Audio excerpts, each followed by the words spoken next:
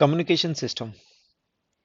Communication system बच्चों, communication को क्या डिफाइन करते हैं? It is act of transmission of information. जब एक इंफॉर्मेशन को एक पॉइंट से दूसरे पॉइंट पर ट्रांसमिट किया जाता है उसको कम्युनिकेशन बोलते हैं। कम्युनिकेशन सिस्टम में क्या होता है? It is a setup which is use to achieve communication.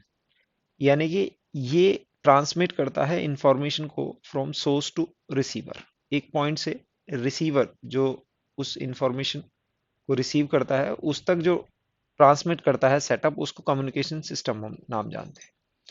अब जो कम्युनिकेशन सिस्टम के मेन मेजर तीन एलिमेंट होते हैं। एक होता है ट्रांसमीटर, दूसरा होता है चैनल, और तीसरा होता है रिसीवर। तो ट्रांसमीटर ट्रांसमिट करता है और ये चैनल के थ्रू ये रिसीवर पर जाता है। जैसे आप इस डायग्राम में देख सकते हैं, तो ये आपका कम्युनिकेशन सिस्टम है। कम्युनिकेशन सिस्टम में ट्रांसमीटर होता है, ये सिग्नल को चैनल के थ्रू देता है और सिग्नल यहाँ रिसीवर को देता है। तो यानी कि पहले आपके पास इंफॉर्मेशन होती है और ये फिर ट्रांसमीटर के पास जाती है। ट्रांसमीटर इसको किसी मीडियम के को देता है which transmit it to the receiver, और फिर यहाँ पर ये यूजर इंफॉर्मेशन मिलती है। अब इस चैनल में ड्यूरिंग नॉइज भी एड ऑन हो जाती है। अब चैनल समझते हैं। चैनल क्या है? It is a physical medium connecting transmitter and receiver. यानी कि एक पॉइंट पर आपका ट्रांसमीटर है, एक पॉइंट पर रिसीवर है। इसको जो चैनल कनेक्ट कर रहा है उसको हम बोलते हैं channel. And it may be wires और वायरलेस। ये it depends on the nature of information or way of communicating, that it can be with wire or wireless। और जो ट्रांसमिटेड सिग्नल होता है इट प्रोपोगेट्स अलोंग चैनल। यानी कि जैसे जैसे चैनल में जाएगा इट में गेट डिस्टॉर्टेड। जैसे जैसे ये आगे जाता है तो इसमें क्या होता है, इसकी एनर्जी कम हो जाती है, डिस्टॉर्ट हो जाता है ड्यू टू चैनल इम्परफेक्शन, और इसमें कुछ नॉइज भी ऐड हो जाती है। अब बच्चों, हम स्टडी करते हैं two basic mode of communication.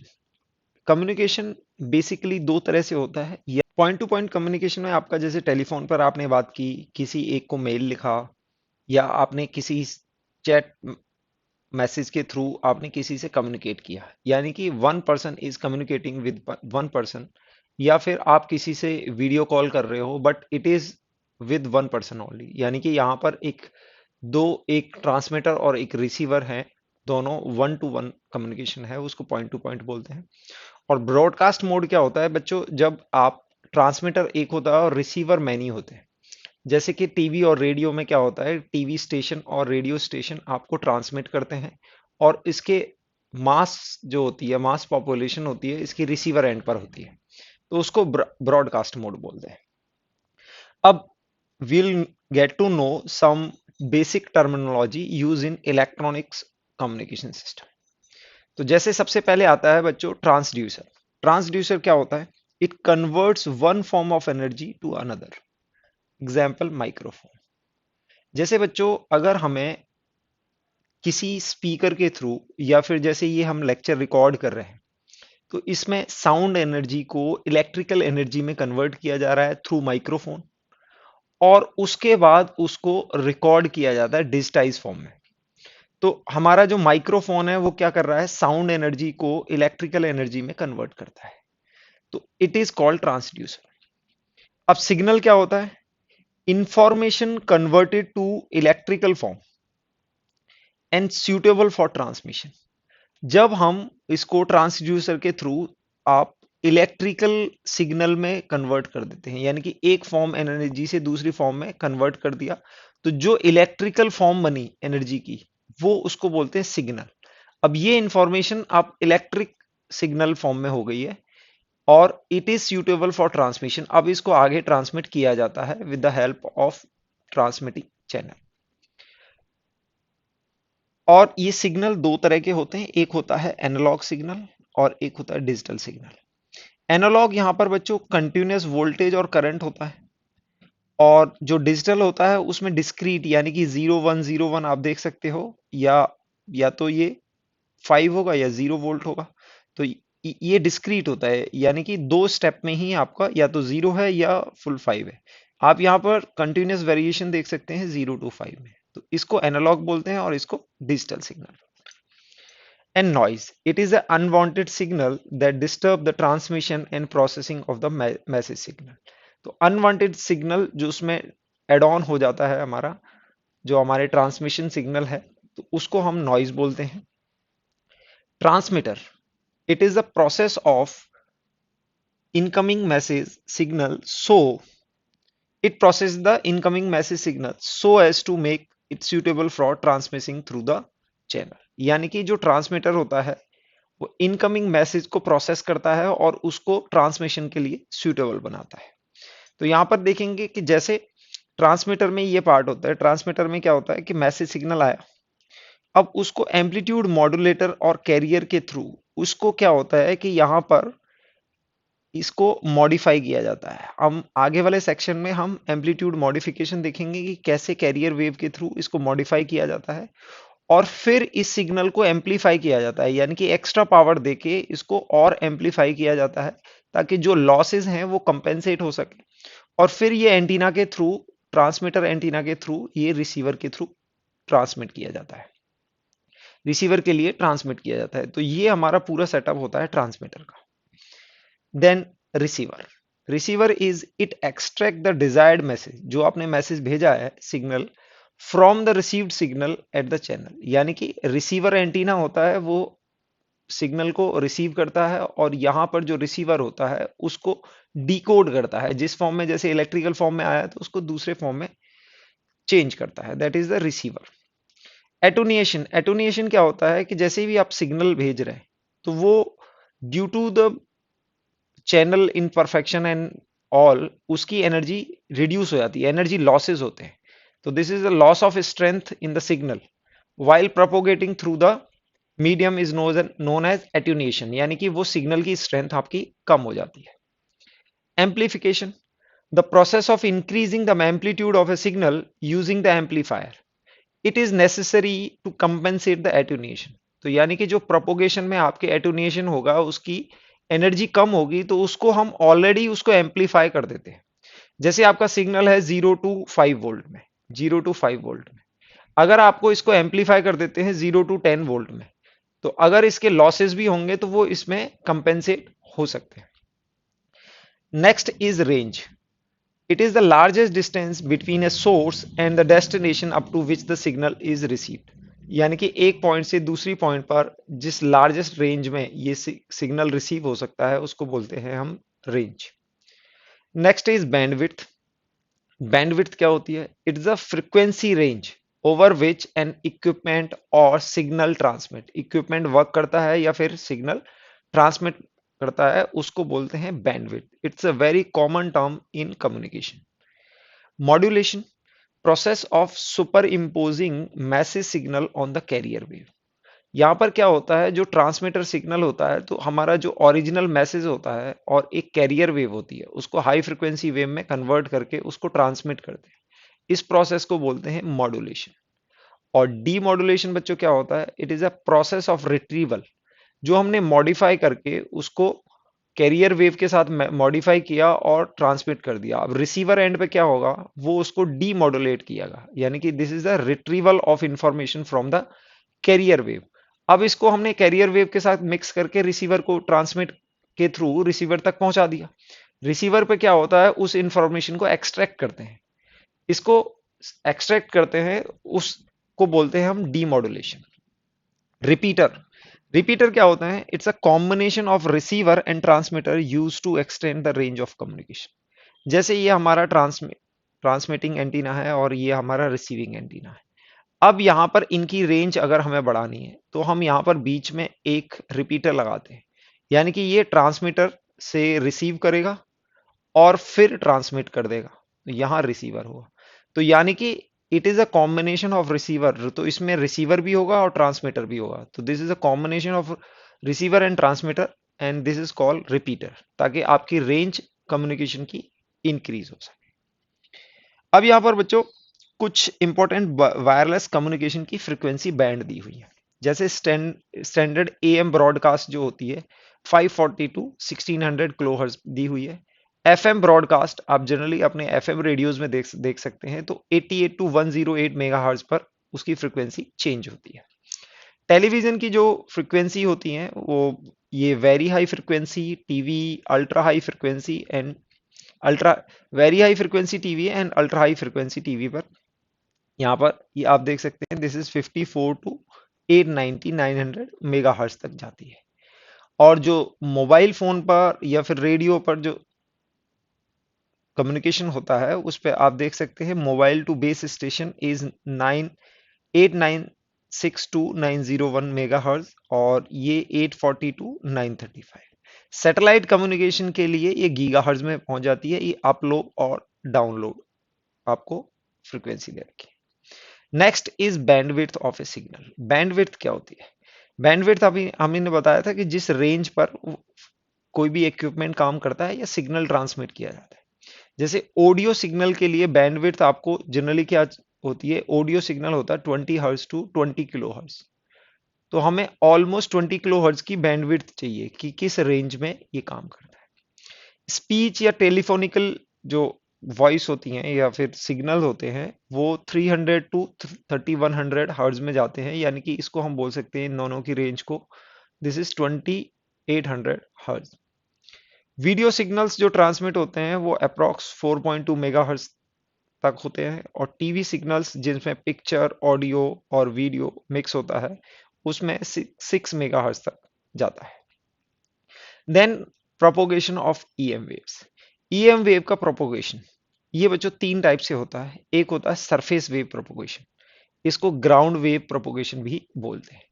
ये रेडियो सिग्नल्स के थ्रू जाता है, it travels directly from one point two another, यानी कि ये आपका ट्रांसमिटिंग एंटीना होता है, ये रिसीवर एंटीना होता है। It is used for low frequency, और यहां पर एंटीना साइज जो आपका सरफेस प्रोपोगेशन में जरूरत होता है वहां पर ये अप्रोक्स वेवलेंथ, यानी कि जिस वेवलेंथ को आप ट्रांसमिट कर रहे हैं उसी के रेंज का चाहिए होता है, और मिनिमम आपको λ/4, it is the minimum length of antenna.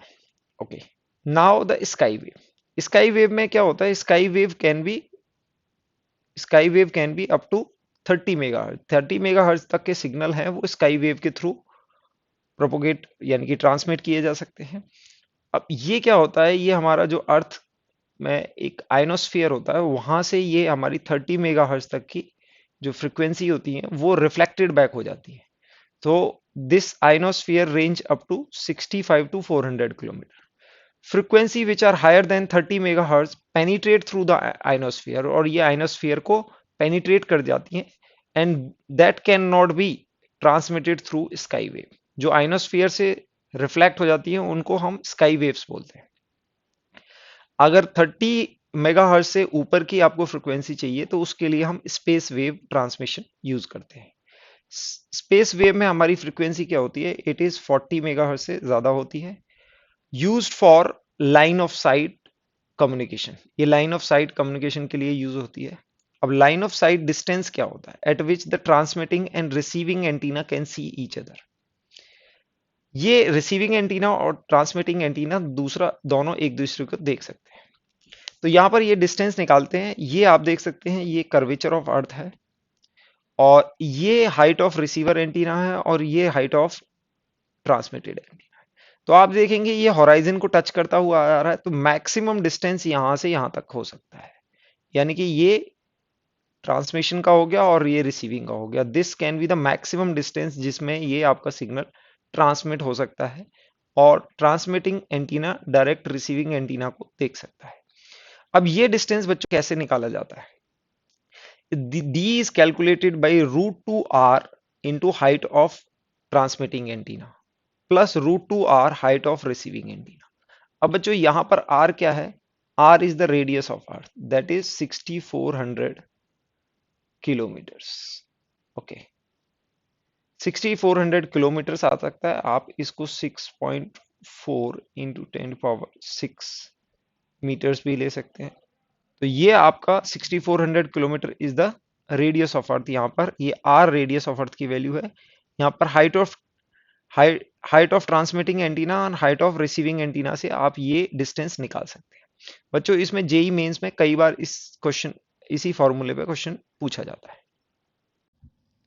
Modulation, modulation में हम क्या करते हैं, लो फ्रिक्वेंसी मैसेज सिग्नल को it is translated into high frequency carrier signal.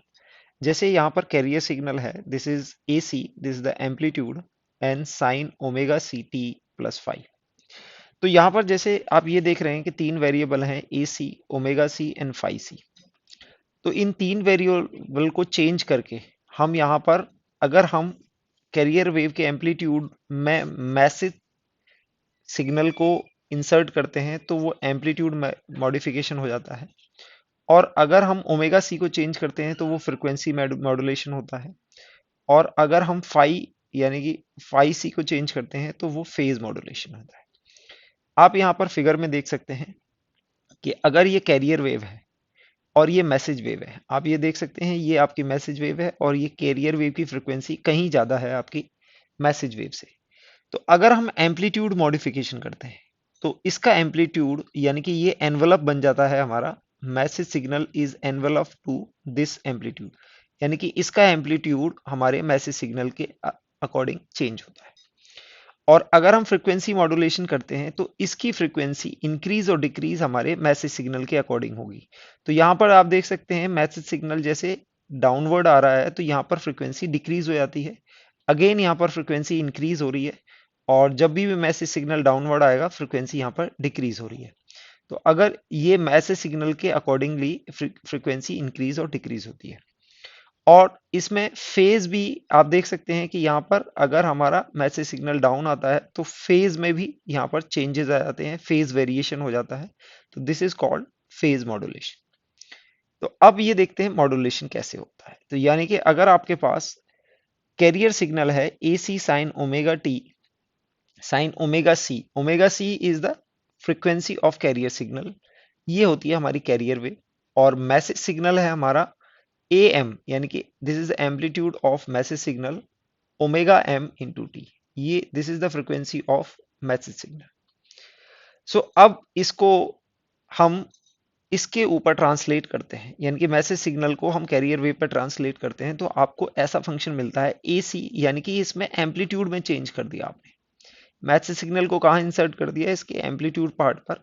तो अब इसका नेट एम्पलीट्यूड हो जाता है A C plus A M sine omega M into T, और ये आपका साइन ओमेगा सी टी, यानी कि इसमें आपने इसको इंसर्ट कर दिया, ये हो जाता है।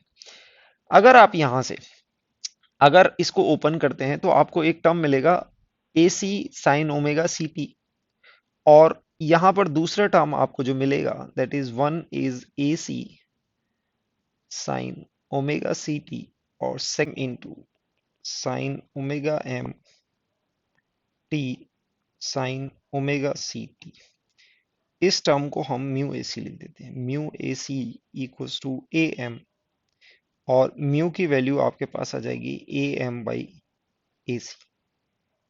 इस टर्म को हम म्यू ए सी लिखेंगे तो आपके पास ये टर्म आ जाएगा A C sine omega C T plus mu A C, यानी कि इस टर्म को आपने म्यू ए सी से रिप्लेस कर दिया है, omega M into omega C into T. Mu A C हमारा क्या है, ए एम के बराबर है, mu A C A M के बराबर है, तो म्यू की वैल्यू क्या आ जाएगी, ए एम बाई ए सी। तो म्यू की वैल्यू, म्यू को बोलते हैं बच्चों मॉड्यूलेशन इंडेक्स। तो इसमें कई बार जेई में डायरेक्ट क्वेश्चन इस मॉड्यूलेशन इंडेक्स पर आता है। तो बच्चों इसको अच्छे से याद कर लो, मॉड्यूलेशन इंडेक्स क्या होता है, म्यू यानी कि मैसेज सिग्नल का एम्पलीट्यूड ओवर कैरियर वेव का amplitude A M by A सी, और ये लेस देन वन होता है। तो आप देख सकते हैं यहाँ A M equals to A C, यानी कि कैरियर वेव का एम्पलीट्यूड मैसेज वेव से एम्पलीट्यूड से ज्यादा होगा ऑलवेज, या फिर उसके इक्वल होगा, ये लेस देन वन नहीं रखा जाता है। तो यहां पर आप इसको देखेंगे, अगर यहां पर एक प्रॉपर्टी लगाते हैं साइन ए साइन बी, यानी कि two sine A sine B, आपके पास आता है cos A minus B minus cos A plus B. अगर ये प्रॉपर्टी लगाते हैं तो यहां पर ये साइन ए साइन बी है तो ये हाफ टाइम्स हो जाएगा। तो ये प्रॉपर्टी अगर यहां पर लगाते हैं तो आपको ये मिल जाएगा, this term will come as it is, ये एज इट इज लिखा जाएगा, और यहाँ पर हम 2 से डिवाइड करेंगे और 2 से मल्टीप्लाई करेंगे, और इस टर्म को आप लिख सकते हैं cos omega C minus omega M into T, और दूसरा टर्म होगा माइनस ए प्लस बी यानी कि omega C plus omega M into T, यानी कि 2 टर्म और आ जाएंगे। तो फाइनली आपके पास एक टर्म आ जाता है A C into omega C T, दूसरा टर्म आता है mu A C by two. Okay, mu A C by two ये आएगा आपका cos omega C minus M into T minus times mu omega A C into omega C plus cos omega C plus omega M T. तो आप देखेंगे maximum amplitude हमारा AC के बराबर आया है, और मिनिमम एम्पलीट्यूड आपके पास क्या आएगा, म्यू एसी। म्यू एसी की वैल्यू कितनी थी बच्चों, ए एम, और इसका हाफ, यानी कि आपके पास मैक्सिमम एम्पलीट्यूड एसी आएगा और minimum amplitude A M by two आएगा। और आपके पास 3 फ्रीक्वेंसी आएंगी, omega C plus M, omega C minus M. अब यहाँ पर ये हमारी ओमेगा सी आप देख सकते हैं, ये ओमेगा सी माइनस एम, ये ओमेगा सी प्लस एम। इसको बच्चों बोलते हैं बैंडविड्थ, ये होती है बैंडविड्थ आपकी। ये आप देख सकते हैं मैक्सिमम एम्पलीट्यूड इसका ओमेगा सी का होता है और इन दोनों का एम्पलीट्यूड बराबर होता है। तो ये होता है बच्चों हमारा frequency model, sorry amplitude modulation. Next आता है हमारा डिटेक्शन ऑफ एम्पलीट्यूड मॉड्यूलेशन। अब इसमें क्या होता है, recovering the modulation signal from am wave form. जो एम्पलीट्यूड मॉड्यूलेशन था उस वेव फॉर्म से उसको रिकवर करते हैं, उसको बोलते हैं डिटेक्शन ऑफ एम्पलीट्यूड। ये रेक्टिफायर के थ्रू होता है, जब एएम मॉडिफाइड वेव यहाँ पर रेक्टिफायर के थ्रू आती है तो आप देख सकते हैं इस तरह की वो वेव होती है। अब इसको रेक्टिफायर के थ्रू डाल के, यानी कि ये नेगेटिव वाला कैंसिल कर दिया जाता है, सिर्फ ये बचता है। अब इसमें एनवलप डिटेक्टर से सिर्फ ये वाला एम्पलीट्यूड लेता है और फिर आउटपुट आपको मैसेज सिग्नल जैसा था और वो ऐसा आ जाता है। तो आप देख सकते हैं ये एएम इनपुट था, यहाँ पर हमने रेक्टिफाई लगाया तो यहाँ पर नेगेटिव सिग्नल जो था उसको कैंसिल कर दिया, और आउटपुट में ये आपका जो हाई फ्रिक्वेंसी वाला कंपोनेंट था ये कैंसिल कर दिया, और ये सिर्फ एनवलप यानी कि एनवलप एम्पलीट्यूड इसका लिया है। तो इस तरह से ये आपका डिटेक्शन होता है। बच्चों यहाँ पर एक क्वेश्चन देखते हैं, ये क्वेश्चन एनसीईआरटी का है। इसमें दिया हुआ है transmitting antenna at the top of tower height, यानी कि हाइट ऑफ ट्रांसमिटिंग एंटीना आपको दे रखा है दैट इज 32 मीटर। आगे क्वेश्चन में पढ़ते हैं, height of receiving antenna is 50 meter, height of receiving antenna is 50 meter. So they are asking what is the maximum distance between them for satisfactory communication.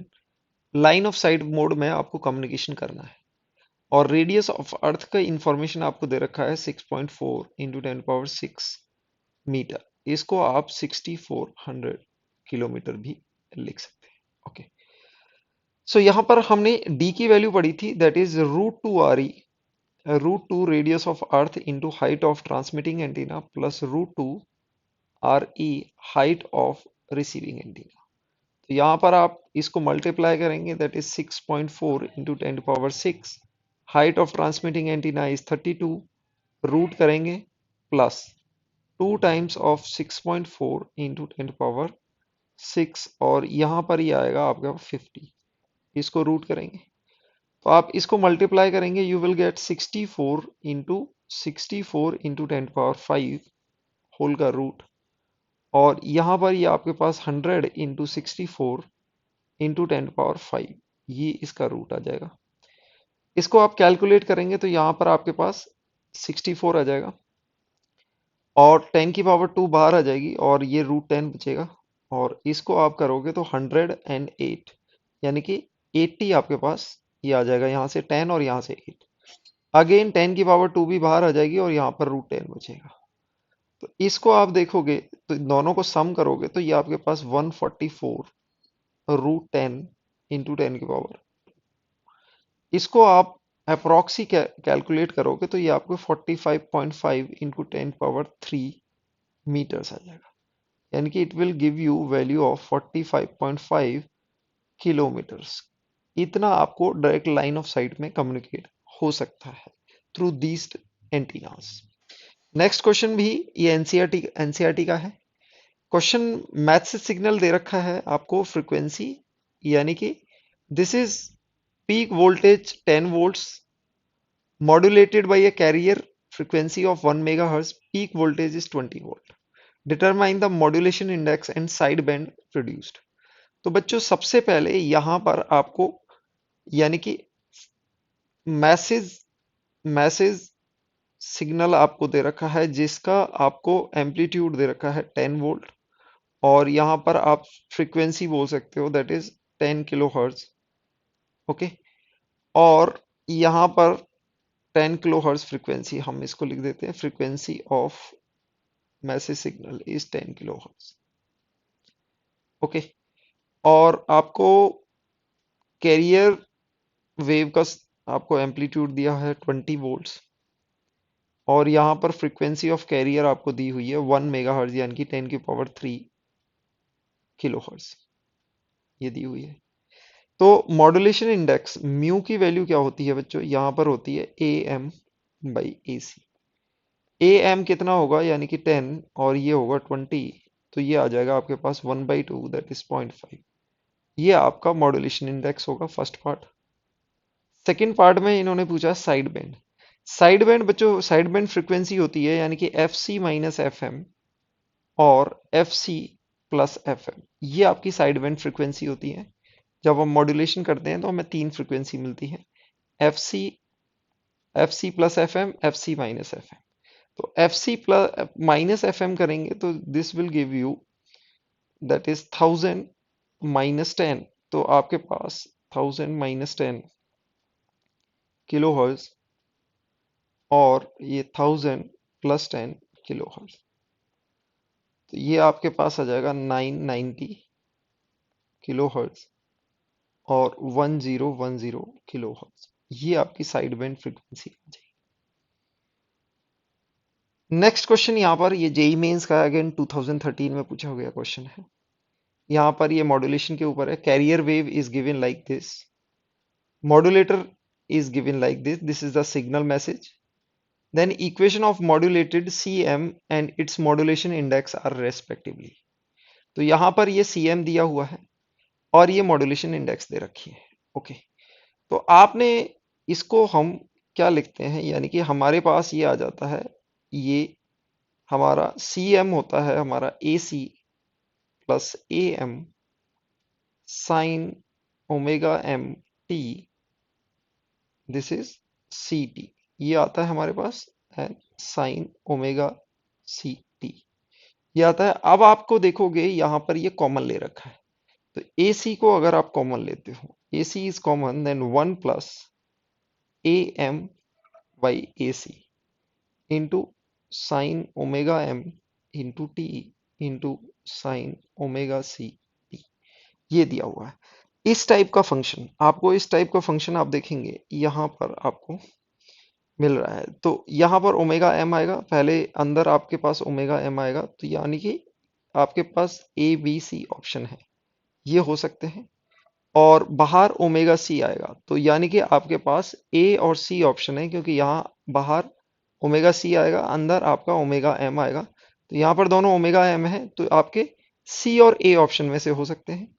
दूसरा आप देखेंगे यहाँ पर A M by A C, A M by A C की जगह यहाँ पर क्या दे रखा है, 1 दे रखा है, 1 दे रखा है, this is nothing but mu, ये क्या होता है, ये आता है म्यू, तो म्यू की वैल्यू 1 आएगी, म्यू की वैल्यू 1 आएगी, तो आपका आंसर हो जाएगा, यानी कि सी ऑप्शन आपका करेक्ट आंसर होगा। तो आप अगेन इसको क्या लिख रहे हैं, दैट इज ए सी आपने कॉमन ले लिया, 1 plus sine omega M T sine omega C T, और म्यू की वैल्यू आपने 1 कंसीडर की हुई है, तो आपके पास ये ऑप्शन मैचिंग यही होगा। अगर आप mu mu is greater than 2, 2 तो कभी नहीं हो सकता क्योंकि 1 से कम होता है, तो आप देखेंगे यहां पर दोनों में ओमेगा एम आ रहा है, तो सिंपली आपका आंसर होगा सी। नेक्स्ट क्वेश्चन यहां पर दिया हुआ है, कैरियर वेव दी हुई है, कैरियर वेव का एम्पलीट्यूड दिया हुआ है, यानी कि amplitude of A C is 100 volt to vary 160 and 40, यानी कि आपके पास ये आपका कैरियर वेव का एम्पलीट्यूड क्या हो गया है, वेरी हो रहा है 160 एंड 40 के बीच में। ओके, तो carrier wave is made to vary 160 and 40 by modulating signal. What is the modulation index? तो आप देखेंगे यहां पर, आप देखेंगे 160 में से 100 माइनस करेंगे तो 60। ओके, और 40 100 में से माइनस करेंगे तो 60, यानी कि ये 100 प्लस माइनस 60 आप देख सकते हैं ये होगा। तो यानी कि ये आपका AC हो जाएगा और ये आपका AM हो जाएगा। तो आप देखेंगे AM over AC which is equal to 60 over 100 will give you 0.6। तो ये आपका क्या हो जाएगा, मॉड्यूलेशन इंडेक्स यानी कि म्यू। नेक्स्ट क्वेश्चन फिर से आपका ये मॉड्यूलेशन के ऊपर है। तो आपने देखेंगे मोस्टली क्वेश्चन मॉड्यूलेशन से आते हैं या फिर distance of line of site से क्वेश्चन आते हैं। तो यहाँ पर सिग्नल पूछा हुआ है A cos omega t is transmitted use this is the carrier wave. Okay, the correct amplitude modulation, तो यहाँ पर क्वेश्चन में पूछा हुआ है कि सिग्नल आपका दिया हुआ है A cos omega t is transmitted using V naught sin omega naught t as a carrier wave, the correct amplitude modulation signal। तो यहाँ पर बच्चों आपको कैरियर सिग्नल आपको दे रखा है, that is V naught sin omega naught t, और आपको मैसेज सिग्नल दे रखा है A cos omega t। तो यहाँ पर आपका मॉड्यूलेशन सिग्नल होगा, यानी कि आप एम्पलीट्यूड मॉड्यूलेशन करेंगे, that is V not plus A cos omega t, और ये हो जाएगा साइन ओमेगा नॉट। इसको ओपन करेंगे तो पहले आपको एक टर्म मिलेगा साइन ओमेगा नॉट t, और दूसरा टर्म मिलेगा यानी कि A cos omega t sign omega not t। अब इसको 2 से मल्टीप्लाई करेंगे, 2 से डिवाइड करेंगे, इसको आप ओपन करेंगे तो आपके पास आ जाएगा V not sine omega not T plus A/2। अब इसको ओपन करेंगे तो sine A plus B plus sine A minus B, यानी कि आप ऐसे ले सकते हैं sine omega not my plus omega plus sine omega not minus omega. ये टोटल डिवाइड बाई होगा A/2 से। तो आप इसको ओपन करके और आप आंसर में मैच करेंगे तो A ऑप्शन आपका मैचिंग होगा। नेक्स्ट क्वेश्चन में दिया हुआ है, अगेन मॉड्यूलेशन के ऊपर क्वेश्चन है। Vm is given as 5 1 plus 0.6, that is cos 6280t, and बाहर आपको दिया हुआ है sin 211 10⁴ into t। ये इस तरह से आपको दिया हुआ। तो यहाँ पर minimum maximum amplitude of modulated wave, तो ये बच्चों आप इसको मल्टीप्लाई करोगे तो ये आ जाएगा 5 plus 3 cos 6280t and sin 211 into 10⁴t। तो आप देखेंगे AM की वैल्यू आपकी 3 हो जाएगी और AC की वैल्यू आपके पास 5 हो जाएगी। ये आपका AM होगा और ये आपका AC होगा। तो जब मॉड्यूलेटेड सिग्नल इसको ओपन करेंगे तो आपको एक मिलता है AC और एक मिलता है AM/2। ये दो सिग्नल मिलते हैं तो आपको एम्पलीट्यूड 5 हो जाएगा और 3/2। तो ये मिनिमम होगा और ये मैक्सिमम होगा। तो आपको आंसर यानी कि 3/2 और 5 के मिनिमम और मैक्सिमम आपको एम्पलीट्यूड मिलेंगे। नेक्स्ट क्वेश्चन यहाँ पर दे रखा है बच्चों, ये क्वेश्चन थोड़ा सा ध्यान से देख लें। यहाँ पर V नॉट दे रखा है, that is VT is given as 10 1 plus 0.3 cos 2.2 into 10⁴t, ये दे रखा है साइन 5.5 इंटू 10⁵t, ये दिया हुआ है। एम्पलीट्यूड मॉड्यूलेशन है यहाँ पर। साइड बैंड फ्रीक्वेंसी बतानी है इन किलोहर्ट्ज। तो बच्चों यहाँ पर ओमेगा ओमेगा ओमेगा एम की वैल्यू आपकी होगी 2.2 इंटू 10⁴। ओके, और ओमेगा सी की वैल्यू आप देख सकते हैं 5.5 इंटू 10⁵। अब बच्चों हमें बतानी है फ्रीक्वेंसी, और ये होती है एंगुलर फ्रीक्वेंसी। अगर आप याद होगा ओमेगा इक्वल्स टू 2πf, इसको FM लिख सकते हैं और इसको 2πfc लिख सकते हैं। तो अब आप FM और FC निकालेंगे। FM की वैल्यू आप डालेंगे, यानी कि this is FM equals to, इसको आप लिख सकते हैं 22 × 10⁻³ और यहाँ पर 2 पाई से डिवाइड करेंगे 2 और पाई को आप लेंगे 22/7।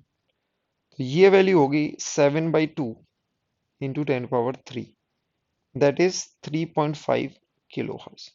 ये आपको मैसेज की फ्रीक्वेंसी मिल जाएगी। और कैरियर वेव की फ्रीक्वेंसी FC निकालने के लिए आप करेंगे, इसको लिख सकते हैं 55 × 10⁻⁴ और डिवाइड करेंगे 2 × 22/7 से। सो आप इसको यहाँ पर ये 5 टाइम्स और this is 2 times and you will gate 35/4 × 10⁻⁴ which is equals to 350 kilo hertz by 4। आप इसको कैलकुलेट करेंगे तो ये आपके पास आ जाएगा 87.5 किलो हर्ट्ज। ओके, अब ये आपके पास FM और FC आ गए। अब आपको जो साइड बैंड फ्रीक्वेंसी मिलती है वो FC माइनस FM और FC प्लस FM मिलेगी। तो FC आपकी 87.5 है और माइनस करेंगे 3.5 will give you 84 kilo hertz और यहाँ पर 87.5 में अगर 3.5 करेंगे will give you 91 kilo hertz. तो ये आपको 91 और 84 के अप्रॉक्स मिल रही हैं। तो आप देखेंगे सबसे क्लोजेस्ट मैच आपका सी आंसर है, क्योंकि इट इज वेरी लार्ज, ये काफी बड़ी बड़ी फ्रीक्वेंसी दी गई है। इट इज अप्रॉक्स ये दिया हुआ है, तो आपका आंसर हो जाएगा इस केस में सी।